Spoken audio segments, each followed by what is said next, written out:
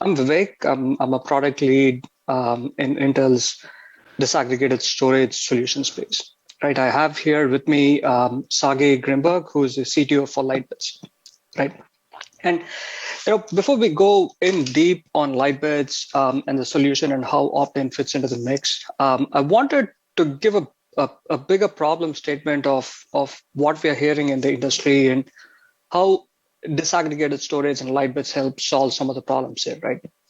One of the key things that we hear from customers is around, hey, I have this really good hardware with me, or I have an infrastructure problem where either I'm not able to scale my CPU or I'm not able to scale my storage, right? Give me a solution where I can improve my resource utilization of making sure that I'm effectively utilizing both my compute and storage in the right manner, right? And the other key thing that we hear from customers is around, how do I scale this efficiently, right? Where there's a big ask from the ecosystem of telling, hey, I don't want to invest a lot of capex investment. I want to grow as we need, right? Where I don't do a lot of capex investment initially, but make sure that I'm able to sustain the growth of my data center, right?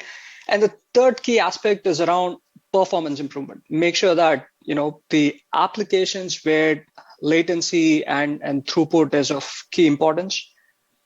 Give me a solution where I'm able to solve the problems that I'm trying to solve in the application on almost a real-time basis, right? Tell me what's the best way to do this. And disaggregated storage is one real good way to solve it, where all these three problem statements that I had mentioned is effectively solved in a data center, right? One from improved resource utilization, the one that I had mentioned. Make sure that you have a disaggregated model where your compute and storage is separate, and going through your NVMe or Fabric layer where the performance does not become a problem statement, right? And one of the advantages with disaggregated solution is the ability to scale. You can scale compute and storage as needed. That's really effective when you're trying to deploy a large scale deployment in the ecosystem, right? And given its NVMe or Fabric, going through the network at close to an NVMe directed at speed is a big benefit, right? And Lightbits is one of the partners whom we are working very closely with in the ecosystem to enable disaggregated architecture with NVMe or TCP, right? Where you have your TCP network infrastructure, and make sure that your software and the hardware that's as part of the build or part of the bill of material that you're putting together is completely optimized, right? So going into the next level details, I'll let Sagi go over the presentation so that you can get more insights on how it's being done and all the good stuff that you can get out of the solution, right? Okay, thanks, Vivek. Hoping my slides are viewable. So hello, everyone. Happy to be here with you. I'll start with giving a brief overview of our product, which is called LightOS. I'll also talk about how we leverage Optane and QLC, and lead from that to give a couple of customer examples to show how we help them solve their problems. In effect, LightOS is an NVMe TCP-based scale-out software-defined storage solution. We're very much focused on performance and latency demanding applications, while also providing capabilities and features and integrations that are important for cloud environments, which is where our customers tend to live. The diagram here is fairly easy to follow. On the left-hand side, you have your application servers, right, running workloads either on bare metal, virtualized or containerized environments. We have examples here of OpenStack and Kubernetes, which we integrate with. In the middle, you have your data center network, which is Ethernet TCP/IP almost 100% of the time. And on the right-hand side, you have your storage cluster or your scale-out cluster, That essentially is a set of x86 servers that have a set of NVMe SSDs and a set of Ethernet NICs, which preferably are high-speed NICs and able to sustain high throughput and IOPS. On these servers, we deploy LightOS software, which clusters them together into sort of a scale-out NVMe over fabrics over TCP storage subsystem. The software comprises of front-end software that basically presents NVMe over TCP targets to compute nodes, and backend software which handles all the storage services, I/O scheduling, flash management, and endurance. The individual LightOS servers or nodes will present themselves as normal NVMe controllers. So every node you will connect to will look exactly like a normal NVMe controller. And virtual volumes that we provide are basically enumerate on top of these controllers as NVMe multipath namespaces. The cluster can horizontally scale by adding nodes online and non-disruptively to the cluster, all driven from API. And the cluster will dynamically rebalance capacity and load across the cluster. And that happens in the background, such that on the steady state we sort of keep things balanced and avoid the hotspots or in terms of capacity and load. And additionally, and Vivek alluded to this, is that we can also both scale out and scale up by adding SSDs also online, also API driven, to each individual server. So you can start partially populated and add in quantities of one or more SSDs as your capacity needs grow. And basically our log structure flash management will sort of lazily start using that as the log rotate, and will start occupying space and invalidate the old entries. So Sergey, do the various LightOS nodes have to be equivalent when capacity? I mean, obviously, if you can add a particular SSD to one of them, then it can't have to be that all the time. But is it intended that they be the same? No, absolutely not. That's a great question. I actually have a note on that. There is no assumption on homogeneous capacity between the nodes. Our cluster management is capable of both placing and moving load and capacity around the cluster, and then sort of transparently to the host based on the capacity occupancy and load in the cluster. So there is no. Yeah. So are they QLC and NVMe SSDs or TLC NVMe SSDs or Optane SSDs or what? I'll get to that. I'll get to that, Ray. Okay. I'll get to that. I'll try to pace myself and get to that. Thank you. Okay. All right. So we talk about how the cluster looks like. But while we're targeting high performance and low latency, it's very important for us and our customers that fit within our use cases and their needs to also provide disaggregation storage services that are important to add value into the solution, right? So basically, the cluster present virtual NVMe namespaces to host. The host looks like an NVMe namespace. It acts like an NVMe namespace. On the back end, we provide a set of data services that we are delivering and continuing to deliver, like thin provisioning, inline compression, data protection and availability policies that you can configure per volume, and we'll have a slide on that, so hold your questions. We can, of course, online resize and expand volumes as the workloads require dynamically and online. And we provide also snapshots and clones, which are instance and redirect on write. So there you don't have the penalty of spinning off and replicating your workloads. And of course, the distinction here is that we're delivering all these features, and we'll continue with sort of the same focus in mind, that will have sort of premium performance that we can deliver to the application in terms of bandwidth IOPS, and as well as low and consistent latency.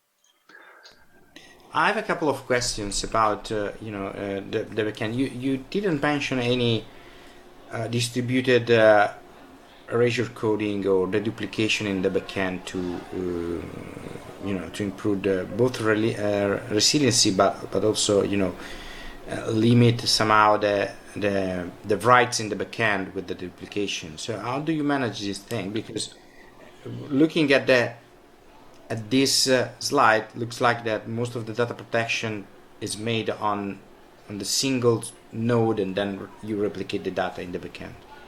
Okay. Yeah, thanks, Enrico. In terms of distributing data protection or distributed RAID, we don't do that today. I'll touch about how we do HA. That is a roadmap feature for us. We're sort of aware of that. We're sort of very much focused on high performance and low latency, which usually can justify and require sort of premium performance, and distributed erasure coding is in a large scale can impact that. In terms of deduplication, yet again, this will be actually a great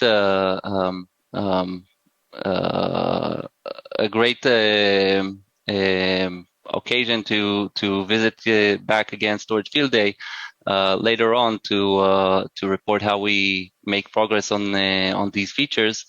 But currently, the workloads that we're sort of more focused on, we're not seeing high demand for dupe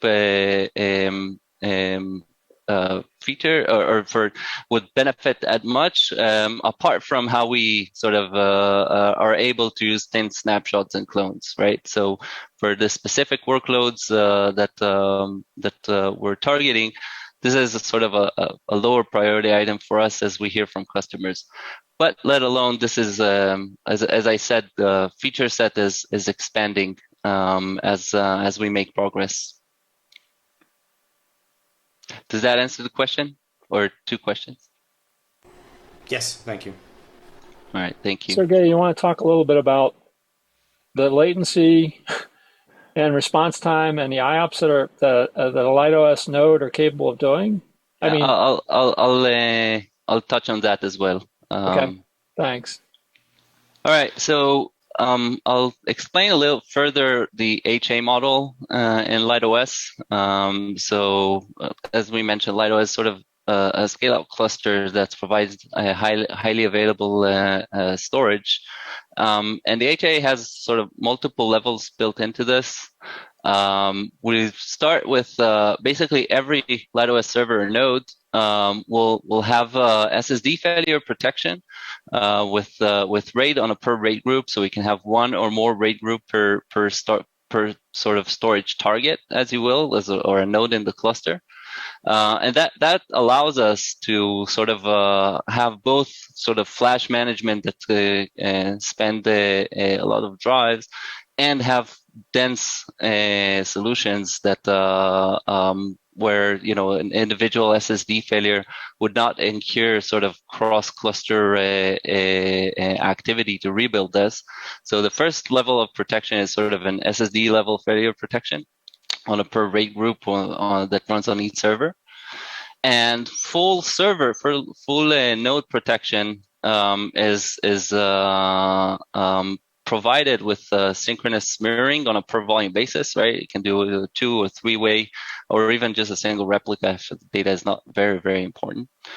And I'll will mention that everything that we do is basically on the back end is log structured. So also recoveries are log delta based when nodes sort of come back into the cluster, or we're sort of rebalancing data around the cluster.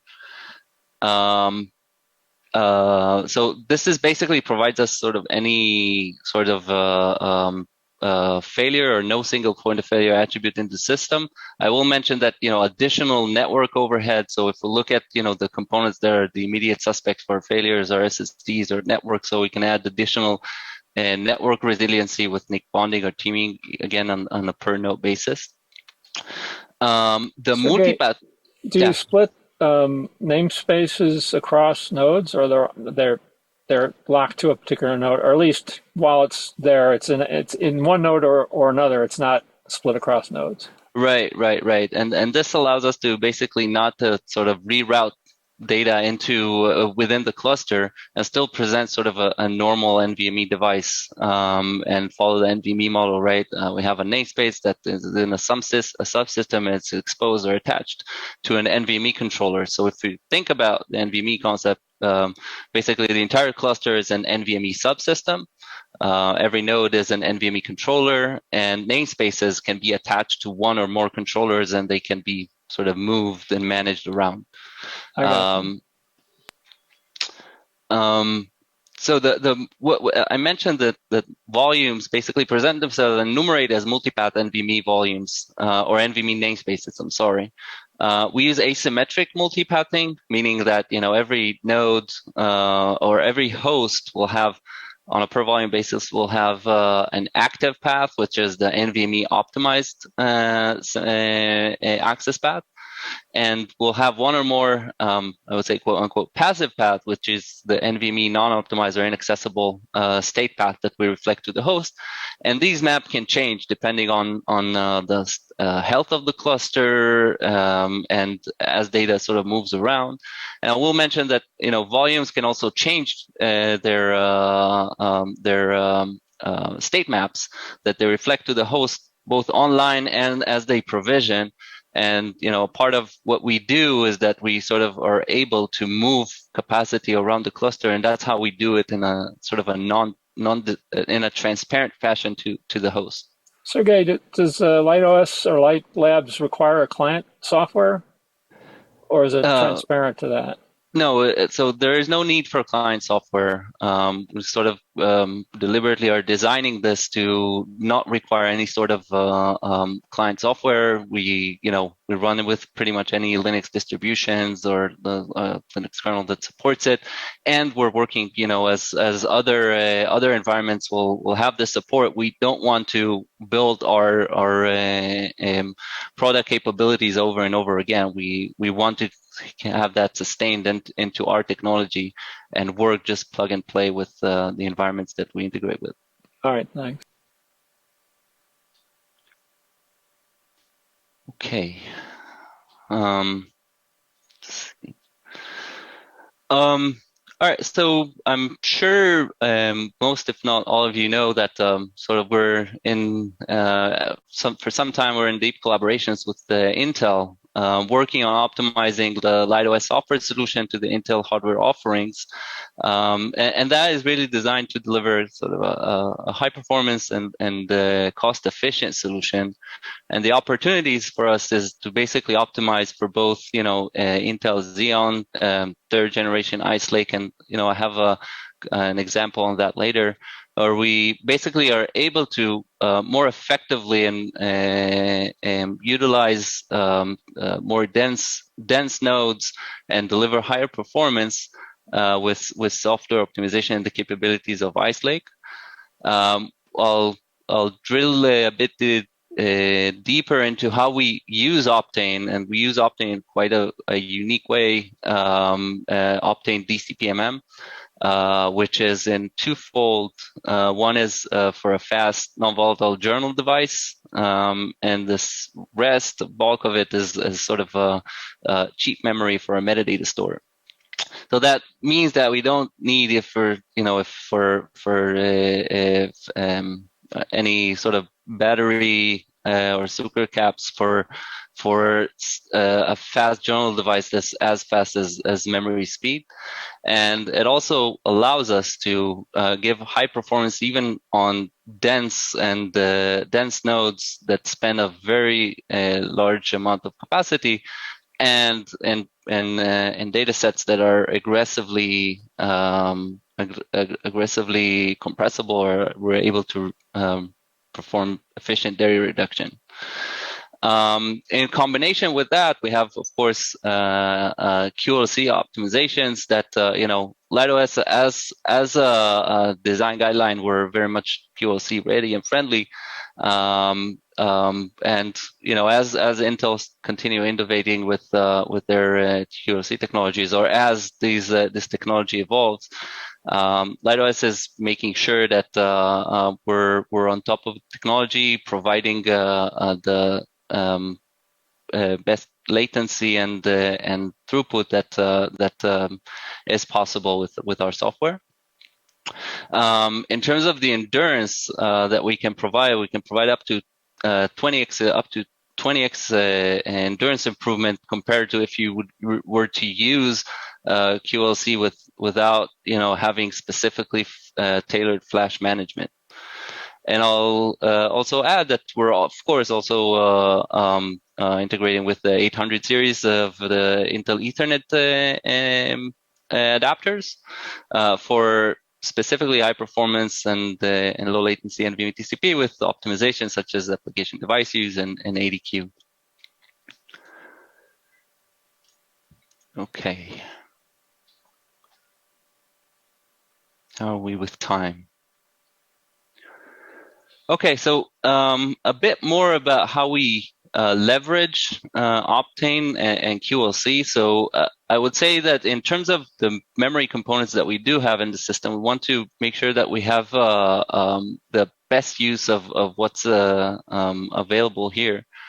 And normally, every node will look like this. It will have just some normal DRAM it will have a varying bulk of Optane DCPMM memory, and primary storage, which will be in the form of QLC 3D NAND. I'll start with the DRAM, which is usually we don't need a lot of it, because what we use it is for the system operation, boot and stuff, management, and data path functions that are intermediate buffers for DMA and whatnot, networking. We don't require more than just a few dozens of gigabytes to do that. That's more than sufficient. The bulk of the addressable memory would be the Optane DCPMM modules, and we we use them as in app direct mode, and we partition them into two sort of dedicated usages. Now, the one that the first one is the persistent write buffer, or the journal device. As I said, every individual node is log structured. So we obviously stage data, we persist it, acknowledge it to the host on its way to flash as we perform, data projection, data processing, and building up, these large stripes that are sequential and are comfortable for these QLC SSDs.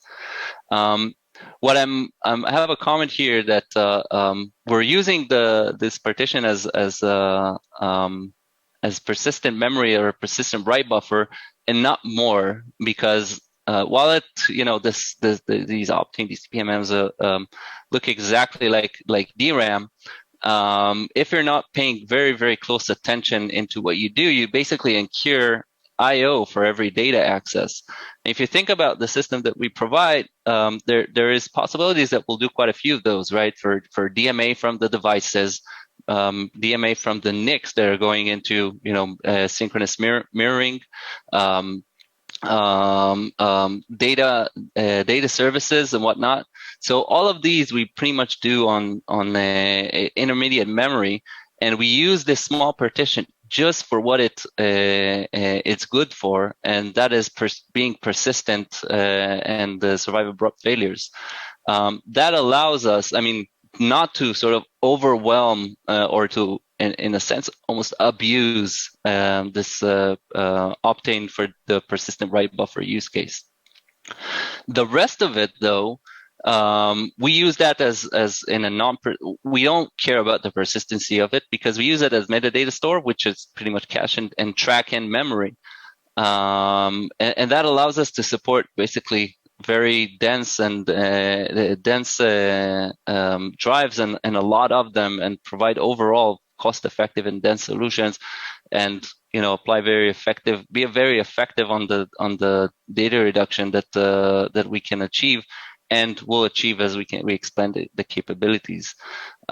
This can be up to multiple terabytes, especially with Ice Lake that can span more Optane DCPMMs and its memory address.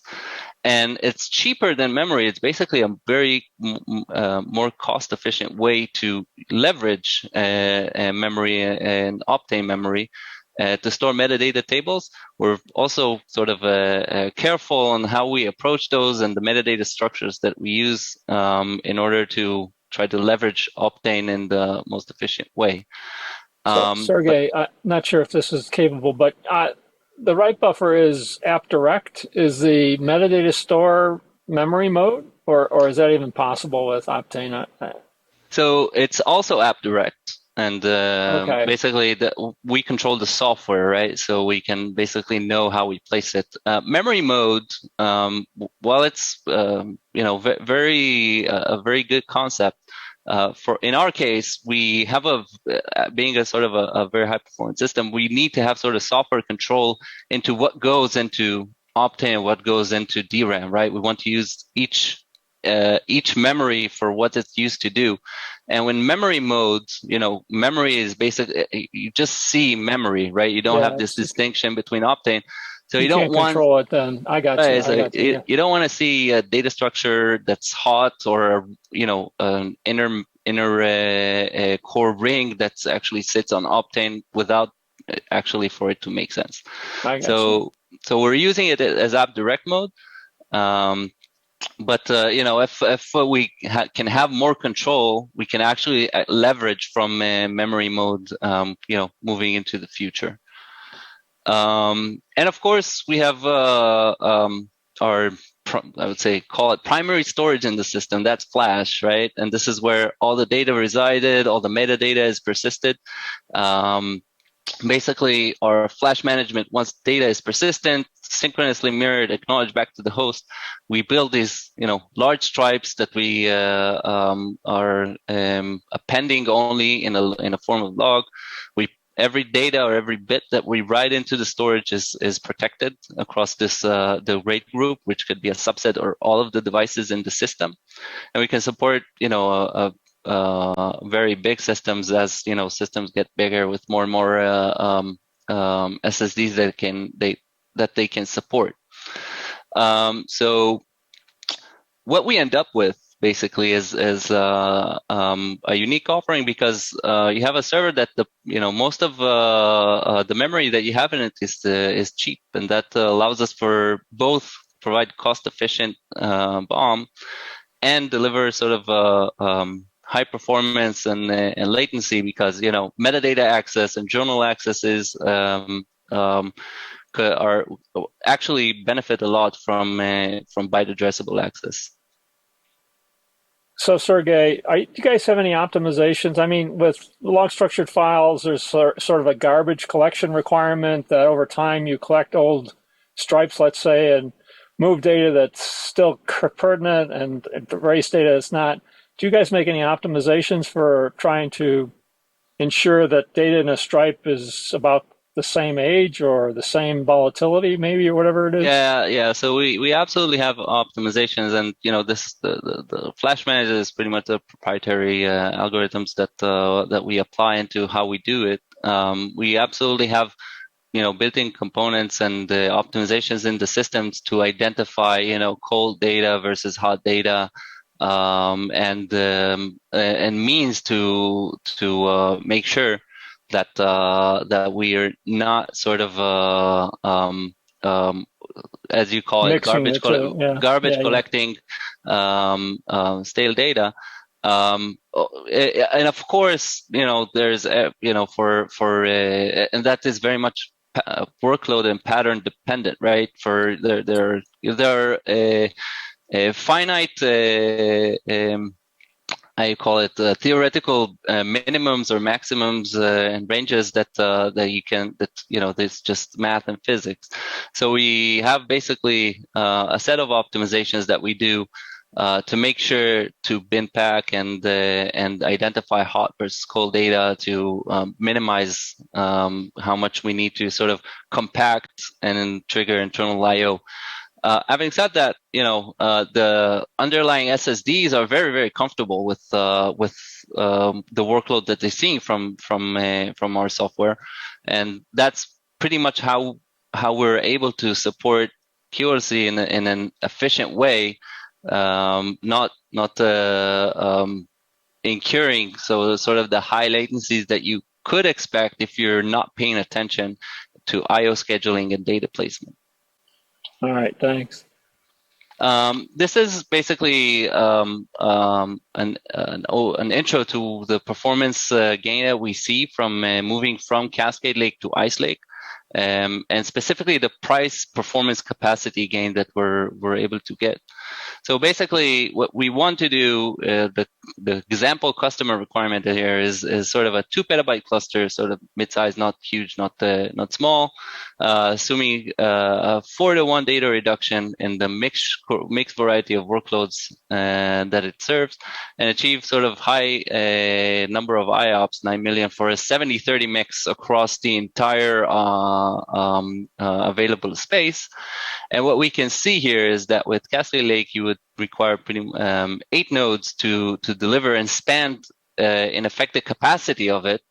And where with Ice Lake and the additions of Optane and Ice Lake and QLC, we can reduce that into 5, use sort of a more powerful CPU and still meet the requirements in a more cost efficient way. So read workloads can even improve in these cases. 70-30 both are effectively the same, both meet the requirement. And what we're resulting is an over 30% lower in overall calculated TCO and power and consumption space that are equivalent cost savings. And at the same time, what you get is sort of a highly available scale out storage that you can grow and shrink depending on your needs. You get high availability, as well as the services that we talked about, which are sort of on as a need basis for inline compression, snapshots and clones, and temp provisioning. So this is sort of an example of the price performance capacity gains that we can see from adopting and moving to Ice Lake.